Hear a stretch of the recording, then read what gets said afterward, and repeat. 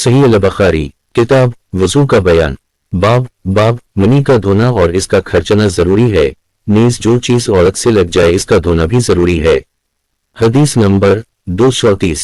तर्जुमा कतीबा यजीद इब्न सुलेमान बिन यासार आयशा रिज है मसद्दुद अबदाल वाहिद इब्न बिन मैमून सुलेमान बिन यासार रिज कहते हैं कि मैंने आयशा रिज से इस मनी के बारे में पूछा जो कपड़े पर लग जाए, तो इन्होंने कहा कि मैं रसूल अल्लाह सल्लल्लाहु अलैहि वसल्लम के कपड़े से धूप डालती थी और आप नमाज के लिए बाहर तशरीफ ले जाते थे, हालांकि आपके लिबास में धोने का असर यानी पानी के धब्बे होते थे।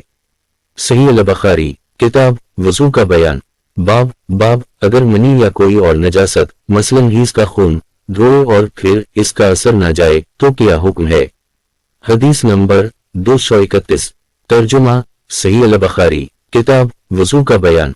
बाब अगर मनी या कोई और नजासत मसलन हीज का खून धोए और फिर इसका असर न जाए तो क्या हुक्म है। हदीस नंबर 231। तर्जुमा मूसा बिन इस्माइल अबदाल वाहिद इब्न बिन मैमून कहते हैं कि मैंने सुलेमान बिन यासार रिज से इस कपड़े के बारे में जिनको जनाबत लग जाए सुना है। वो कहते थे कि आयशा रिज कहती थी मैं नबी सल्लल्लाहु अलैहि वसल्लम के कपड़े से मनी को धो डालती थी, फिर भी इसमें पानी का धब्बा कई धब्बे देखती थी। मूसा बिन इस्माइल सही अल-बुखारी किताब वजू का बयान। बाब अगर मनी या कोई और नजासत मसलन हीज का खून धोए और फिर इसका असर न जाए तो क्या हुक्म है। हदीस नंबर 231।